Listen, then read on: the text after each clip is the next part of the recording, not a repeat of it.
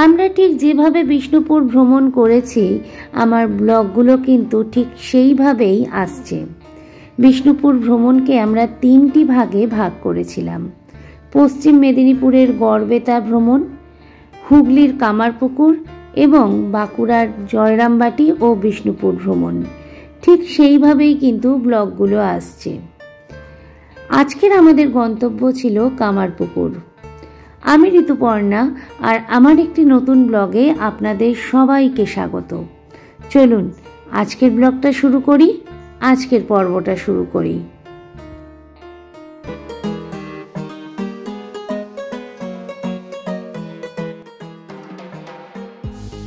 গত পর্বে গড়বেতা ঘুরে আমরা বিকেল নাগাদ পৌঁছই বিষ্ণুপুরে।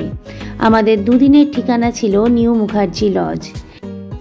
গিয়েছিলাম বিখ্যাত শাড়ির দোকান কনিষ্কতে, সে সম্পর্কেও বলেছি, আর তিক্ত অভিজ্ঞতা শেয়ার করেছিলাম মোনালিসা হোটেলের।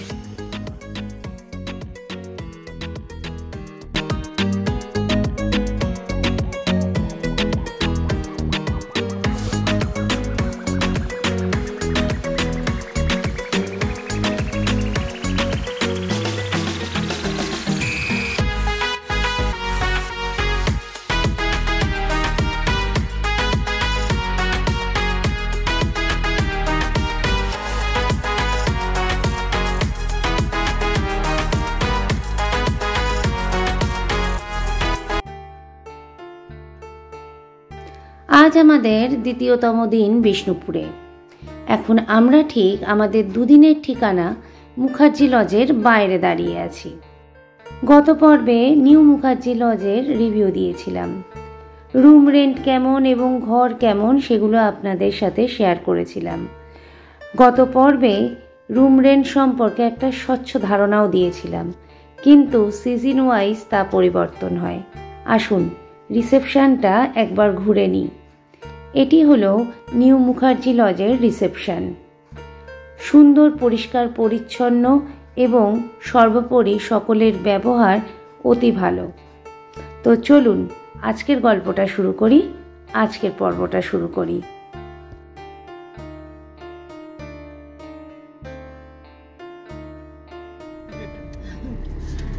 আমরা জয়রামবাটি কামারপুকুরের জন্য বেরোলাম। এখন কটা বাজে? ওই 8:10 মতো বাজে। আমাদের যেতে দাদা কতক্ষণ লাগবে? 45 মিনিট সময় লাগবে। তো এখন আমরা পোকাবাদের সামনে দিয়ে যাচ্ছি। আমরা বেরিয়ে পড়েছি, আর আমাদের আজকের গন্তব্য প্রথম কামারপুকুর, তারপর জয়রামবাটি এবং শেষে বনলতা। প্রাচীন জনপদের মধ্যে দিয়ে প্রসারিত রাজ্য সড়ক 2 দিয়ে আমরা এগিয়ে চলেছি কামারপুকুরের দিকে। আমার এখানেই বাড়ি। বিষ্ণুপুরে? বিষ্ণুপুরে। বিষ্ণুপুরের কোথায়? ছিন্নমস্তা কাছে। ও, ছিন্নমস্তা যে মন্দিরটা আছে? হ্যাঁ। আচ্ছা, এইটা আজকের আমাদের ঘুরে দেখাবে এই দাদা। দাদা আপনার নামটা বলে দিন। আমার নাম সঞ্জয়। আচ্ছা, সঞ্জয় দা।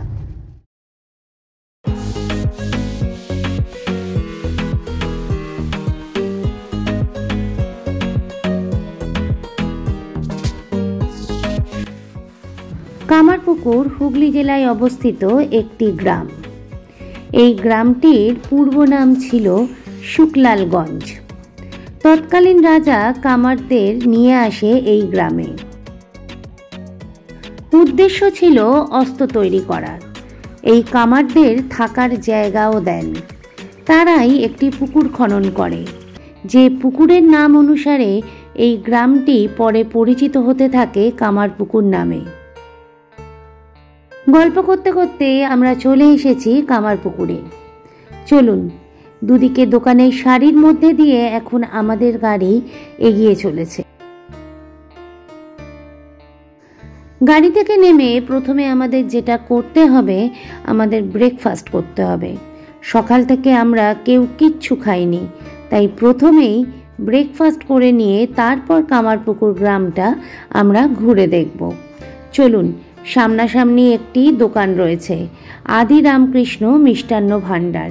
এখান থেকেই আজ আমরা ব্রেকফাস্ট করব।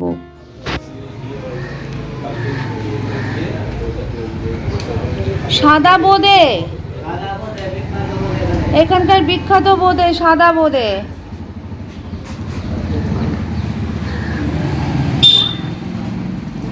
এটা কি বানিয়েছেন, ক্ষীর? না, ওটা ডালদা। ডালদা ওটাতেই ভাজা বলে, ওই সাদা বলে। আর নিমকি? না, এখানে জিলাপি আর সাদা বলে বিখ্যাত। ঠাকুর দেখো। হ্যাঁ জানি। আচ্ছা, গাড়ি করে। কালকে তো করে সাদা বলে ঠাকুর খেতে ভালো। সাদা বোঁদে বললে বাড়ির জন্য প্যাক করে দেবেন? হ্যাঁ, সব বাইরেই তো নিয়ে যাচ্ছে। সাদা ফেরার টাইমে নেব। খেয়ে দিয়ে যখন যাবেন বসুন। এটা কি এই জিলিপি ভাজা হচ্ছে? হ্যাঁ, এটা জিলাপি, বিউলির ডালের জিলাপি। এটা বিউলির ডালের জিলাপি। জিলাপি ঠাকুর খেতে ভালোবাসতো। জিলাপি আর সাদা বলে। আচ্ছা। হালুইকরদের সঙ্গে কথা বলতে বলতে আমাদের খাবারটাও কিন্তু চলে এলো।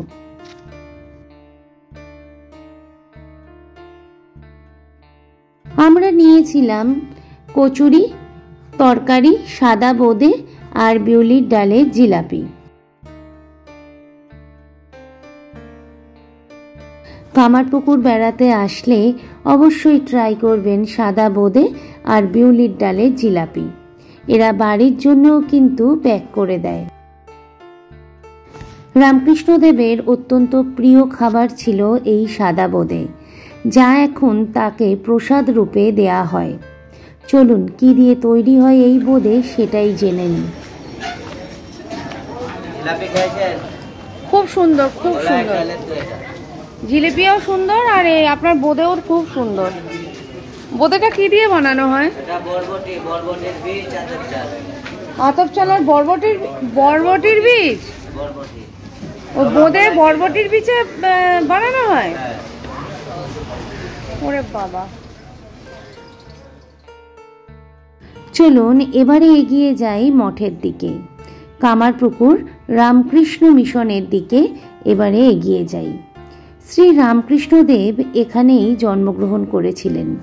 তার জীবনের 17 বছর তিনি এখানে কাটিয়েছিলেন। তারপরে তিনি চলে আসেন কলকাতায়।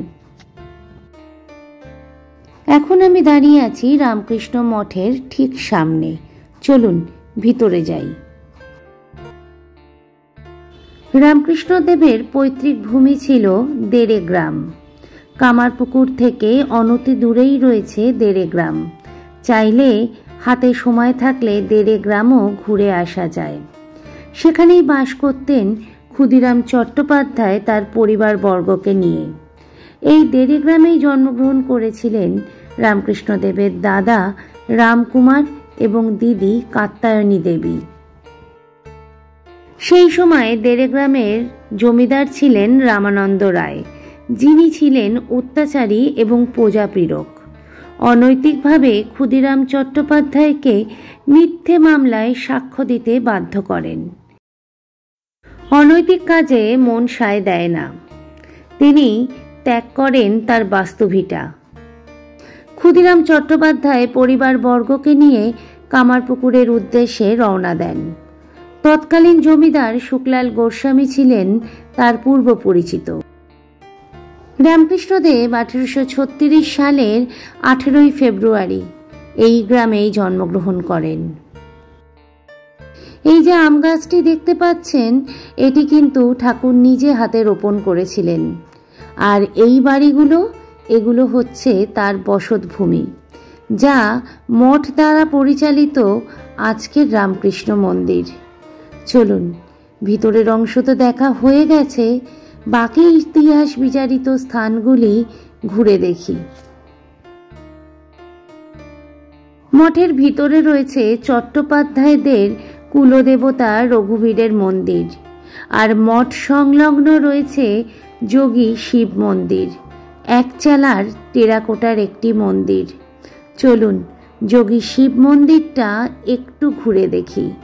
সমগ্র মন্দির জুড়ে রয়েছে টেরাকোটার সুন্দর কাজ। যখন মন্দিরে পৌঁছালাম তখন দেখলাম মন্দিরে পুজো হচ্ছে। ঠিক তার বাইরে থেকেই দেখা যাচ্ছে ঠাকুরের বসতভূমিটি, যেখানে ঠাকুর তার জীবন দশার 17টি বছর কাটিয়েছেন। সমগ্র কামারপুকুর জুড়ে রয়েছে ঠাকুরের স্মৃতিবিচারিত অসংখ্য স্থান। তার মধ্যে অন্যতম হল হালদার পুকুর। মঠের ঠিক বিপরীতেই রয়েছে হালদার পুকুর। এখানেই সারদা মা তার অষ্টসখীকে নিয়ে স্নান করতে আসতেন। ঠাকুরের স্মৃতি বিচারিত একটি পুকুর হল এই হালদার পুকুর। এরপর একটি টোটো নিয়ে বাকি জায়গাগুলি আমরা ঘুরে দেখলাম। আমাদের প্রথম গন্তব্য ছিল পাইনদের বাড়ি। এখন আমরা এসেছি সীতানাথ পাইনের বাড়ির বিষ্ণু মন্দির দেখতে। আচ্ছা, যাত্রা করার কথা, তার হঠাৎ করে শরীর খারাপ হয়ে গিয়েছিল। কার? রাম, যার অভিনয় করার কথা ছিল। আচ্ছা, তখন রামকৃষ্ণদেবকে শিব সাজিয়েছিলেন, আর শিব সেজে ওনার ওই জায়গাতে তৃতীয়বারের জন্য ভাব সমাধি হয়েছিল। হ্যাঁ, সোজা গিয়ে ডান দিকটাতে ভাব সমাধি হয়েছিল। এখানেই রয়েছে শ্রীরামকৃষ্ণ যাত্রা মঞ্চ, যেখানে ঠাকুর শিবরাত্রির দিনে শিব সেজে যাত্রা করতে গিয়ে তৃতীয়বারের জন্য ভাব সমাধি হয়েছিলেন। এই পাইনদের বাড়ির সাথে ঠাকুরের একটা খুব মিষ্টি গল্প আছে। এই পাইন বাড়ির অন্দরের মেয়েরা বাইরের পুরুষদের সাথে কথা বলতেন না। ঠাকুর কামারপুকুরের হাট থেকে চুড়ি কিনে মেয়ে সেজে বিক্রি করতে আসেন এই পাইনদের বাড়িতে। তিনি যেমন অন্দরে প্রবেশ করেন, তেমন মেয়েদের সাথে কথাও বলেন। এইভাবেই তিনি সীতানাথ পাইনের দম্ভ ভেঙেছিলেন।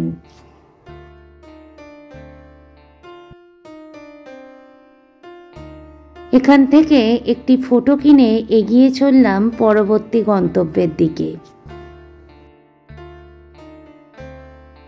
আমাদের পরবর্তী গন্তব্য ছিল বিষ্ণু মন্দির, লাহাবাড়ির বিষ্ণু মন্দির। তৎকালীন জমিদার ধর্মদাস লাহা এই বিষ্ণু মন্দিরটি স্থাপন করেছিলেন।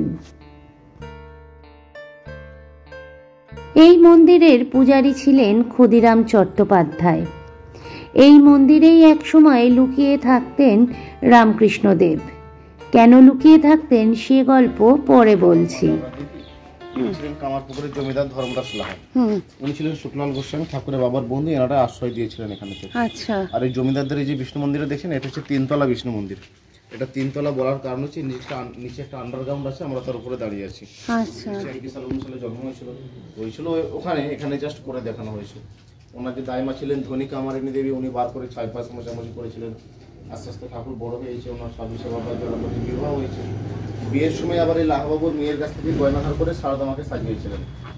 গয়না ধার করছে মানে আবার ফেরত দিতে হবে। আর সারদা মায়ের বাচ্চা বেলায় গিয়েছিল, কান্নাকাটি করছে, গয়নাকাটি খুলবে না। ওই জন্য রাত্রির দিকে ওই যে যখন সারদা মা কমাচ্ছিলেন, ঠাকুরের সারদা মা কান্নাকাটি করছে, গয়নাকাটি আমার সব চুরি হয়ে গেছে।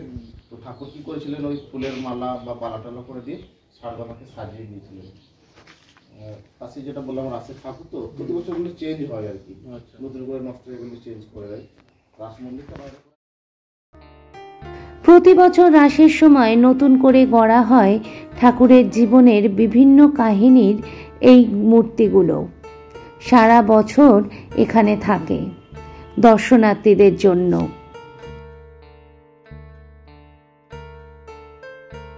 তিনতলা বিশিষ্ট একটি বিষ্ণু মন্দির। মন্দিরটি জুড়ে রয়েছে অসংখ্য টেরাকোটার কাজ। এর নিচের তলা, মানে মাটির নিচে যে তলাটা রয়েছে, সেটি বর্গী আক্রমণের হাত থেকে রক্ষা পাওয়ার জন্য করা হয়েছিল। যখন মারাঠা বা বর্গীরা আক্রমণ করত, তখন সেখানে লাহা পরিবারের মানুষজন লুকিয়ে থাকত। অসম্ভব সুন্দর মন্দিরটি, কিন্তু এখন প্রায় ভগ্ন। অবশ্যই মন্দিরটির সংস্কারের দরকার।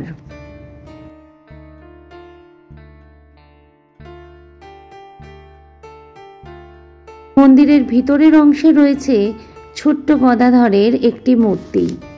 এখানেও কিন্তু একটা গল্প আছে। এখানে রয়েছে মন্দিরের বিগ্রহ, আর সামনে রয়েছে দুজন দ্বাররক্ষী।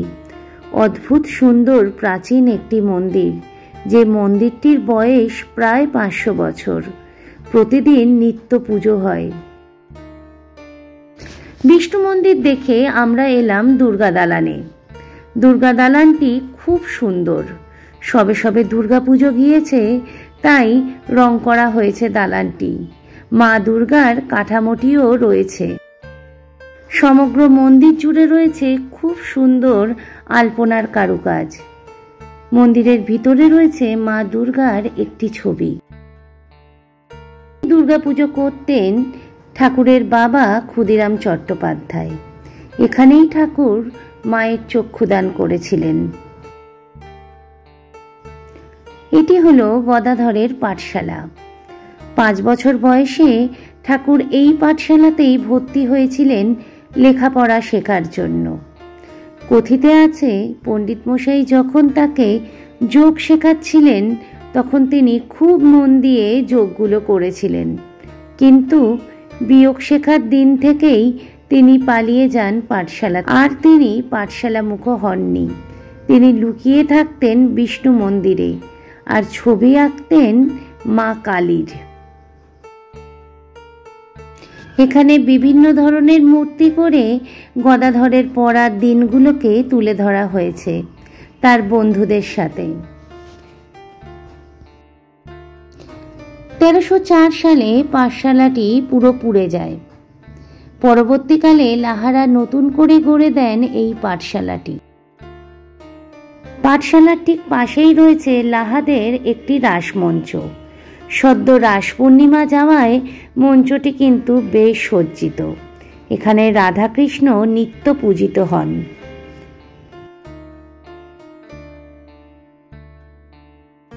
রাসমঞ্চের পাশেই রয়েছে একটি ভগ্ন শিব মন্দির। এই মন্দিরটি তৈরি করেছিলেন ধর্মদাস লাহার কন্যা প্রসন্ন দেবী, আর মন্দিরটির নাম পার্বতীনাথ শিব মন্দির।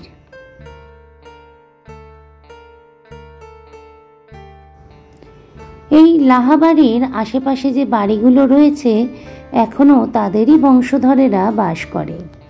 পাশেই রয়েছে একটি কালী মন্দির। এই মন্দিরটি শ্রীরামকৃষ্ণের স্মৃতি বিজারিত একটি মন্দির, তবে মন্দিরটি বন্ধ থাকায় আমরা মূর্তিটি দেখতে পাইনি। এখন যে মন্দিরটি দেখছেন এটি গোপেশ্বর শিব মন্দির। ঠাকুরের ভাব সমাধি হওয়ার পরে তিনি পাগলের মতো হয়ে গিয়েছিলেন। তার মা চন্দ্রমণি দেবী এই মন্দিরেই হত্যে দিয়ে পড়েছিলেন এবং তিনি জানতে পারেন তার ছেলে পাগল নয়, তিনি ভগবানের এক রূপ বা অবতার।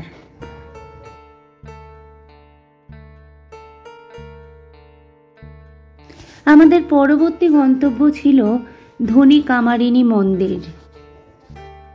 মা যশোদা যেমন শ্রীকৃষ্ণকে লালন পালন করেছিলেন, তেমনি ধনী কামারিনী ঠাকুর শ্রী রামকৃষ্ণদেবকে লালন পালন করেন। জন্মকালে শ্রী রামকৃষ্ণদেব ছিলেন একটি অপরিণত শিশু। ঠাকুর একটি উনুনের মধ্যে গড়িয়ে পড়ে যান। সেখান থেকে ছাই মাখা অবস্থায় কুড়িয়ে পান মা ধনী কামারিনী, যিনি ছিলেন ঠাকুরের ভিক্ষে মা। ধনী কামারিনীর বাড়িটিকে পরবর্তীকালে মন্দির তৈরি করা হয়।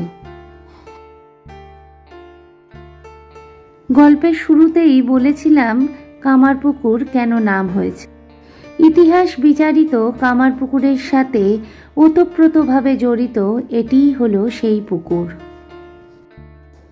চিনু শাকারি সেই ব্যক্তি যিনি প্রথম রামকৃষ্ণদেবের ভগবান রূপ উপলব্ধি করেন। তার বাড়িটিকে বর্তমানে মঠ কর্তৃপক্ষ একটি বিদ্যালয় তৈরি করেছেন, যার নাম গদাধর বিদ্যা মন্দির। এটিই ছিল আমাদের অন্তিম গন্তব্য। আজকের ব্লগটি এখানেই শেষ করছি। দেখা হবে নতুন একটি ব্লগে জয়রামবাটিতে। সকলে ভালো থাকবেন, সুস্থ থাকবেন। ভালো লাগলে একটা লাইক, শেয়ার, কমেন্টস দিয়ে জানাবেন। যেতে যেতে যদি ভালো লাগে পেজটিকে ফলো করে নেবেন, চ্যানেলটিকে সাবস্ক্রাইব করবেন। নমস্কার।